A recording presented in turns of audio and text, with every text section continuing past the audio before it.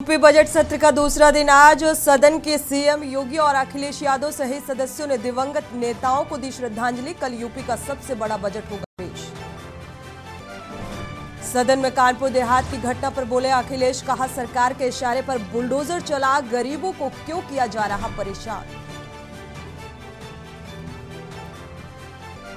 शिवसेना में नाम सिंबल की लड़ाई है। एससी से उद्धव गुट को राहत नहीं, कोर्ट में आज 3 बजे होगी सुनवाई।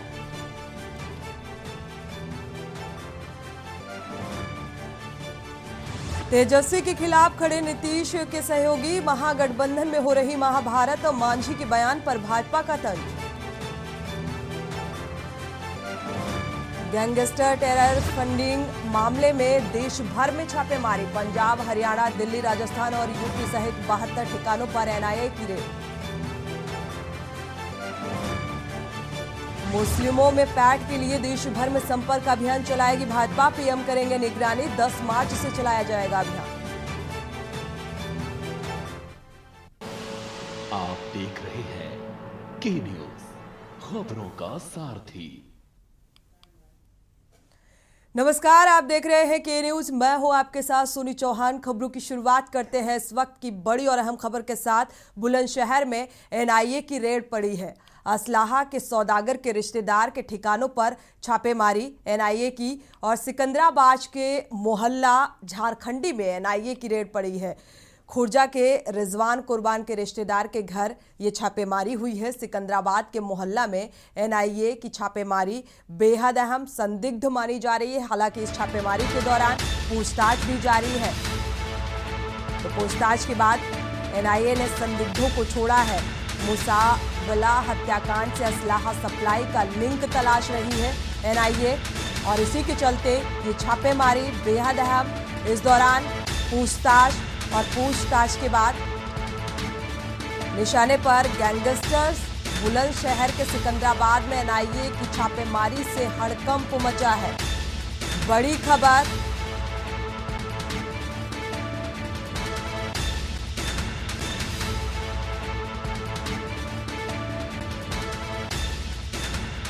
देश के 8 राज्यों में 72 जगह एनआईए का छापा। लगातार एनआईए जो है वो सख्त नजर आ रहा है। गैंगस्टर टेरर फंडिंग केस में कार्रवाई होती नजर आ रही है। पाकिस्तान कनेक्शन का भी सूत्रों के हवाले से ये भी खबर मिल रही है। हथियार बरामद किए गए हैं। अब इस सिलसिले में एनआईए पूछताछ कर रही है।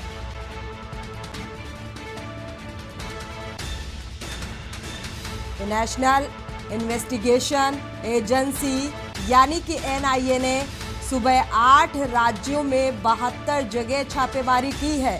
गैंगस्टर लॉरेंस और उसके करीबियों के ठिकानों पर यह छापेमारी की गई है। राजस्थान, पंजाब, हरियाणा, दिल्ली, चंडीगढ़, मध्य प्रदेश, गुजरात और उत्तर प्रदेश में एक साथ कार्रवाई, एक साथ छापेमारी। तो मध्य प्रदेश, पंजाब, हरियाणा, चंडीगढ़, उत्तर प्रदेश और गुजरात में छापेमारी और इस छापेमारी के दौरान पूछताछ लॉरेंस बिश्नोई और उसके गुर्गों के खिलाफ ये छापेमारी है। पूछताछ भी लगातार की जा रही है एनआईए की तरफ से। तो उज्जैन के नागदा में दीपक भाटी के घर एनआईए ने सर्च किया है।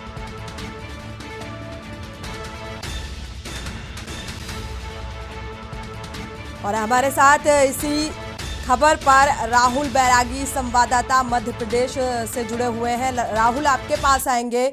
मध्य प्रदेश में भी एनआईए ने छापेमारी की है। क्या अभी क्या कुछ अपडेट मिल पा रही है इस संबंध में? हाँ जी, बताना चाहूंगा मैं। एनआईए ने मध्य प्रदेश के उज्जैन सहित रतलाम जिले में दस्तक दी है। बताया जा रहा है कि उज्जैन के नागदा थाना क्षेत्र रत्नाखेड़ी गांव में जो एक युवा जो तिहाड़ जेल में बंद है, इनका भी इससे संबंध जिस नागदा जंक्शन तहसील मुख्यालय के समीप भी गांव है जहां पर इन्होंने दबिश दी है। वहीं दुर्गापुर इलाके में योगेश भाटी व रत्नाखेड़ी गांव का राजपाल सिंह 2 युवकों को हिरासत में लिया है। वहीं पंजाब नायक सिद्ध मुसलेवाला की हत्या करने वाले लाइसेंस बिश्नोई गैंग से भाटी जुड़ा हुआ है। जी। मूसेवाला की हत्या के बाद में कुछ आरोपियों ने योगेश भाटी की मदद से नागदा में फरारी काटी थी। वहीं सूत्रों के अनुसार बताया हम्म। जा रहा है कि 2022 में पंजाब में खुफिया विभाग में दफ्तर पर हुए हमले के मामले में भी भाटी और राजपाल के तार जुड़े हुए हैं। हम्म। इसी के इसीलिए दोनों को हिरासत में लिया गया है। वही बताना चाहूंगा मैं कि मध्य प्रदेश के रतलाम जिले के पिपलोदा थाना क्षेत्र के हथनारा गांव में भी सुबह 5 बजे करीब टीम यहाँ पर पहुंची थी। उसके बाद में यहाँ पर 3 महीने से जिला बदल चल रहे गजेंद्र सिंह जी। निवासी हथनारा के घर पर भी दबिश दी गई थी, जहां पर उनकी कार्रवाई हुई है। जी जी। चलिए, आपके पास वापस लौटेंगे। हमारे सहयोगी दिल्ली से भी कुलदीप भरत जुड़े हुए हैं संवाददाता, साथ ही बुलंदशहर से अनिल मीणा जुड़े हुए हैं संवाददाता। कुलदीप भरत, आपके पास आएंगे। जिस तरीके से एनआईए सख्त होता नजर आ रहा है, जो छापेमारी पड़ी है, इस दौरान कई हथियार भी बरामद किए गए हैं, क्या जानकारी है इस संबंध में? पूछताछ भी की जा रही है, क्या कुछ निकलकर सामने आ पाया? देखिए, एनआईए ने दिल्ली समेत भारत के तमाम राज्यों में अभी एक साथ रेड करी है। तो जो इसके सूत्रों में पता चला कि एनआईए से पहले भी 3 बार रेड कर चुकी है, क्योंकि जी। दिल्ली के जो तमाम 6 गैंगस्टर है, उनसे पूछताछ के बाद कई गैंगस्टरों का नाम सामने आया था, जिसको लेकर इतनी बड़ी कार्रवाई को आज अंजाम दिया गया कि सुबह एक साथ 7 बजे से रेड स्टार्ट की गई। तो पीछे पंजाब में भी जिस तरह लॉन्चर से एक पुलिस मुख्यालय पे हमला किया गया, जिसपे खालिस्तानी आतंकवादी का कनेक्शन था, जिसको आईएसआई पीछे से हुक्म दे रहा था, उसी को लेकर जो टेरर फंडिंग मामले को लेकर आज तमाम जगहों पे गैंगस्टरों के ठिकानों पर छापेमारी की गई है, जिसमें तमाम तरह के कई तरह के आर्म्स सप्लायर जो है उनके घरों पे रेड की गई है, हथियार बरामद किए गए, क्योंकि एनआईए के पास एक इनपुट था जिससे नेपाल के रास्ते अवैध हथियारों की सप्लाई की जा रही थी, और पाकिस्तान और आईएसआई का कनेक्शन मिलने के बाद दिल्ली के जो गैंगस्टर थे उनके पास कार्रवाई करेगी, क्योंकि गैंगस्टर भारत के अंदर गैंगस्टरों का जो नेटवर्क है बहुत तगड़ा है, जिसको लेकर आईएसआई इनके द्वारा जो भारत के अंदर टेरर फैला चाहता था, और टेरर फंडिंग मामले में लगातार एनआईए को कई तरह के इनपुट मिल रहे थे। पिछले महीने भी जहांगीरपुरी के अंदर 5 आतंकवादी पकड़े गए थे, जिनका कनेक्शन आईएसआई, पाकिस्तान और खालिस्तान के साथ नाम आया था, जो छोटे गैंगस्टर थे। उसके बाद एनआईए जो खुफिया जानकारी के तौर पर इनके ठिकानों पर छापेमारी की गई, तब अभी फिलहाल छापेमारी जारी है और कई तरह के हथियार जो अभी बरामद किए जा चुके हैं। जी जी, आपके पास वापस लौटेंगे, बने रहिए आप हमारे साथ। अनिल मीणा, आपके पास आएंगे। बुलंदशहर का रुख कर लेते हैं। जिस तरीके से लगातार एनआईए का जो तेवर है वो सख्त होता नजर आ रहा है, छापेमारी के दौरान क्या कुछ माहौल नजर आ रहा है और क्या कुछ अभी तक निकलकर सामने आ पाया है? हालांकि ये कहा जा रहा है कि कुछ हथियार बरामद किए हैं एनआईए ने। जी बिल्कुल सुनीति, मैं आपको बताऊं, जनपद बुलंदशहर की अगर हम बात करते हैं, जनपद बुलंदशहर में जो खुर्जा का एक असलाहों का सौदा करता है जो रिजवान और कुर्बान, उसके रिश्तेदार के घर में सिकंदराबाद के झारखंडी मोहल्ले में छापेमारी कार्रवाई की गई है। करीब 7 बजे एनआईए की टीम दिल्ली से आई थी और उसने स्थानीय पुलिस फोर्स को साथ में लेकर छापेमारी कार्रवाई की है, और छापेमारी कार्रवाई की करीब 2 घंटे एक बंद कमरे में जो परिवार के जो उसके रिजवान और कुर्बान के जो रिश्तेदार थे उनको बंद कमरे में ले जाकर सघन पूछताछ की, और जो घर था उसकी पूरे की तलाशी ली गई है।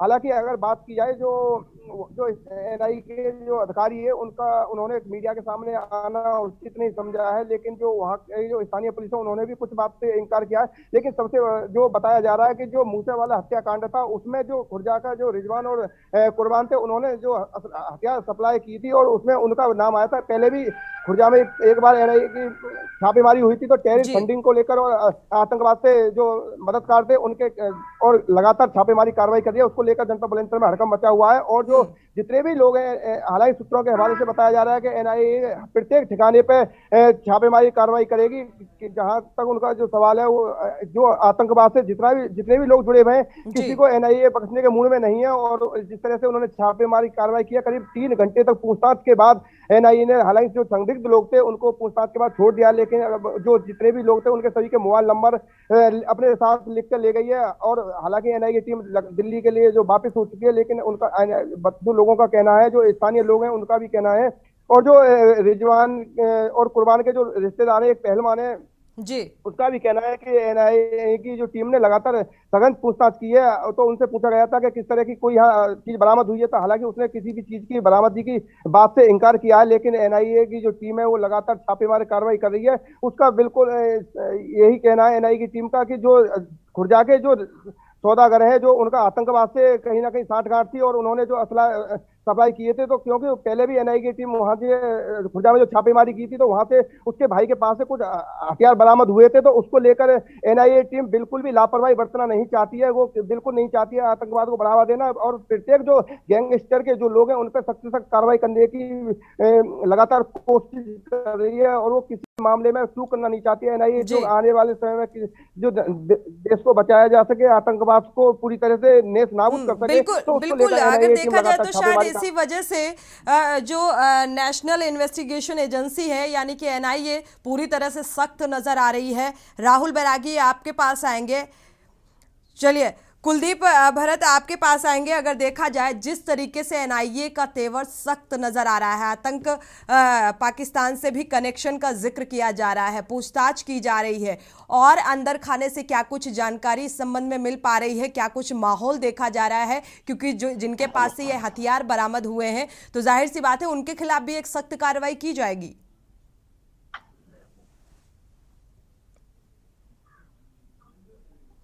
अनम्यूट करिएगा जी कुलदीप।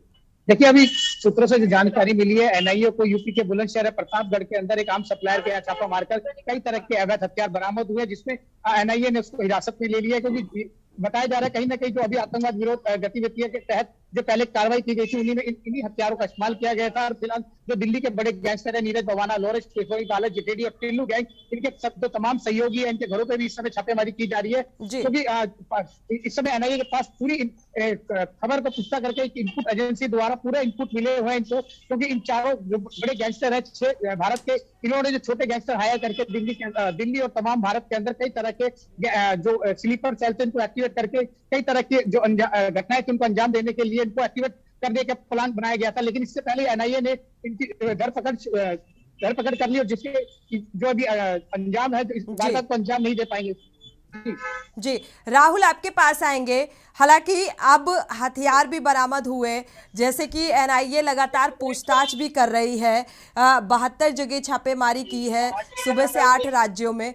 तो अभी तक क्या क्या कुछ जो इनपुट है एनआईए को क्या क्या मिला है, क्योंकि ये एक बड़ी बात है देखा जाए जिस तरीके से आतंकवाद से कनेक्शन और आईएसआई का कनेक्शन निकलकर सामने आ रहा है, ये देश के लिए घातक साबित हो सकता है और इसी के चलते ये छापेमारी भी तेज की गई है।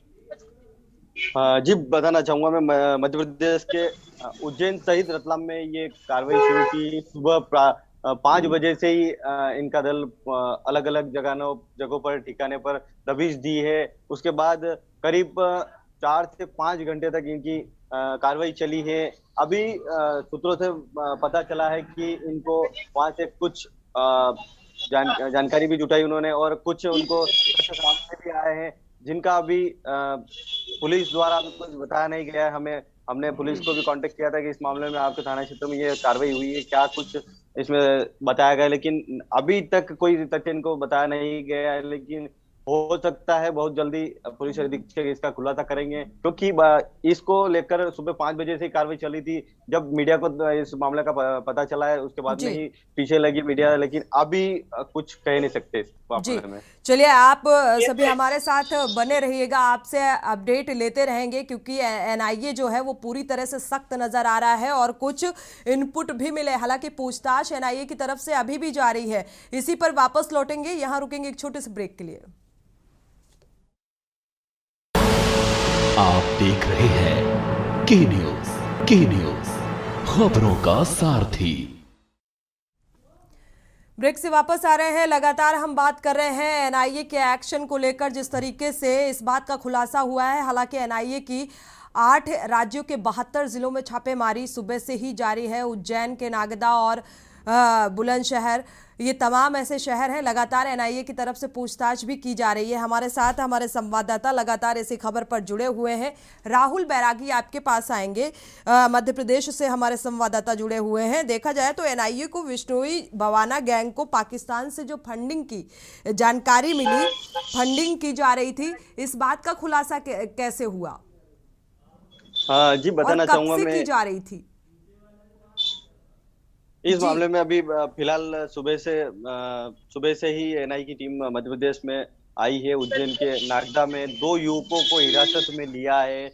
उनसे अभी कड़ी पूछताछ की जा रही है। पूछताछ में अभी कोई खुलासा सामने नहीं आया, लेकिन कड़ी पूछताछ की जा रही है। पूछताछ होने के बाद ही शाम तक या अभी थोड़ी देर बाद में इसका खुलासा हो सकता है। लेकिन इन 2 युवकों से, उज्जैन के नागदा से इनको गिरफ्तार किया, इनसे पूछताछ की जा रही है। वही रतलाम में भी हिरासत में लेने के लिए आए थे, लेकिन जो यहाँ के बताए जा रहे हैं राजपूत करणी सेना के जो पदाधिकारी है, उसके घर पर दबिश दी थी। वो भी जिला बदल है, 3 महीने से जिला बदल की कार्रवाई चल रही है उनके ऊपर भी। लेकिन बता दूं कि उज्जैन के नागदा से 2 लोगों को हिरासत में लिया है।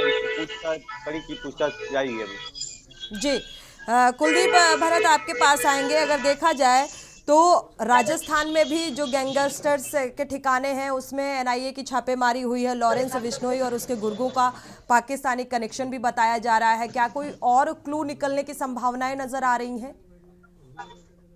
देखिए, लॉरेंस बिश्नोई का जो अतीत है वो राजस्थान से जुड़ा देखा गया है, क्योंकि अभी तो पंजाब के अंदर जब सिद्धू मूसा वाला हत्याकांड हुआ था तो उसमें लॉरेंस बिश्नोई की महत्वपूर्ण भूमिका निभाई गई थी इसके अंदर। उसको पाकिस्तान से कनाडा से टेरर फंडिंग के द्वारा उनको पैसा मुहैया कराया गया था, जिसके बाद उन्होंने हथियार खरीद के मूसा वाले की हत्या की थी। जिसके बाद एनआईए और स्पेशल सेल काफी एक्टिव हो गया था। तो दिल्ली समेत भारत में कई जगह इन्होंने स्पेशल सेल और एनआईए ने ज्वाइंट ऑपरेशन के तहत कई तरह की छापेमारी करी, जहां लॉरेंस बिश्नोई और काला जखेड़ी गैंग का नाम सामने आया था। भाई गोल्डी बराड़ जो कलारा में बैठा इनको हुक्म दे रहा था, जिसके बाद कई तरह की हत्याएं अंजाम दी गई। और वही 26 जनवरी के टाइम में भी 27 जनवरी से 31 जनवरी के बाद बीजेपी के कई नेताओं की हत्या होनी थी, जिसको लेकर स्पेशल सेल और एनआईए ने दिल्ली में कई जगह छापेमारी की थी। 6 से ज्यादा आतंकवादी पकड़े गए थे, जिनका कनेक्शन पंजाब, खालिस्तानी और आईएसआई कनेक्शन देखा गया था। वही इसको लेकर लॉरेंस बिश्नोई एक ऐसा है जिसमें दिल्ली और पूरे भारत के अंदर 700 से ज्यादा इसके गुर्गे, इसका नेटवर्क सबसे मजबूत माना जा रहा है। वही इंटरनेशनल गैंगस्टर के साथ इसकी गठजोड़ के बाद एनआईए ने इसको यूएपीए के तहत इसके खिलाफ कार्रवाई की गई, और जिसके बाद इसको अभी फिलहाल राजस्थान भी इसको पिछले हफ्ते राजस्थान पुलिस ने इसको प्रोटेक्शन वारंट पर राजस्थान लाई थी, जिसके बाद उसको पूछताछ की गई थी। तो वहां भी एक कारोबारी के यहाँ अंधाधुंध गोली चलाकर उससे रैंडमली मनी की डिमांड करी गई थी। कई 30 करोड़ की रंगदारी मांगी गई थी, जिसके बाद लॉरेंस बिश्नोई को राजस्थान पुलिस ने रिमांड पे लेकर पूछताछ की थी। वही अभी एनआईए जो जांच है वो भी चल रही है। फिलहाल अभी ये तो सामने आना बाकी है कि क्या इसके अंदर आगे निकल के सामने आया, कि लोगों की संदिग्ध स्थिति है। कहीं बिल्कुल कुलदीप, देखा जाए क्या कुछ निकल कर सामने आता है, एनआईए के हाथ क्या कुछ लगता है, बात पर सभी की निगाहें भी टिकी हुई हैं। जिस तरीके से हथियार मिले हैं, कुछ और इनपुट्स मिले हैं एनआईए को, और साथ ही और क्या क्या निकल कर सामने आता है, ये देखना भी बेहद दिलचस्प होने वाला है, क्योंकि ये कहीं ना कहीं देश की जो गतिविधि है उसे खराब करने की एक साजिशन इसे कहा जा सकता है, और उसी के तहत ये छापेमारी है। आपके पास आएंगे अनिल मीणा। अगर देखा जाए जो गैंगस्टर कैलाश मांझू हैं, अनिल पांड्या का नेटवर्क भी जो है वो निशाने पर नजर आ रहा है।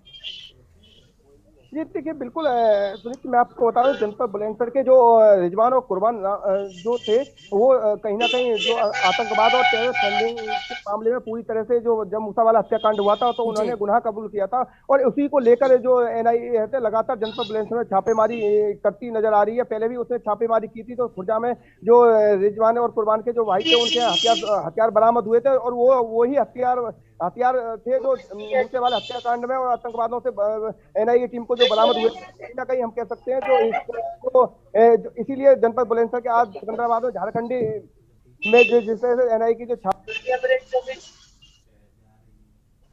छापे तो कहीं ना कहीं उनको जो एनआईए को कहीं ना कहीं पुख्ता ऐसे सबूत मिल रहे थे कि कहीं ना कहीं जो रिजवान और कुर्बान के रिश्तेदार हैं उनका भी कहीं ना कहीं नेटवर्क आतंकवादियों से कहीं जुड़ा तो नहीं हो। हालांकि जो सभी के मोबाइल नंबर उन्होंने ट्रेस कर लिया, उन सभी के नंबरों को लेके गई है। तो जनपद बुलंदशहर में जिस तरह से एनआईए कोई भी कोताही बरतना नहीं चाह रही है, क्योंकि देश को बचाया जा सके, देश में किसी तरह की जो आतंकवादी गतिविधियों को पूरी तरह से रोका जा सके, नेस्तनाबूद किया जा सके, तो एनआईए कहीं ना कहीं तरह से वक्त नजर आ रही है। और लगातार जिस तरह से उसने सुबह ही तड़के 7 बजे से छापेमारी कार्रवाई की है, तो और पूरे देश में करीब 72 ठिकानों पर छापेमारी की है, तो कहीं ना कहीं हम कह सकते हैं कि एनआईए पूरे तरह से आतंकवाद को मिटाना चाहती है। और कहीं ना कहीं जिस तरह से छापेमारी एनआईए करी है, तो कहीं ना कहीं उसके लिए कहीं ना कहीं ऐसे सबूत मिल रहे हैं जो उनको कहीं ना कहीं आतंकवाद से जुड़े होने के आशंका नजर आ रही है। बिल्कुल तो इसीलिए अनिल, देखा जाए साथ ही सुबह से अब तक काफी वक्त भी बीत चुका है, जिस तरीके से सुबह से ही ये एनआईए की तरफ से छापेमारी जारी है, तो अब तक कुछ क्लू निकलकर सामने आ चुके होंगे।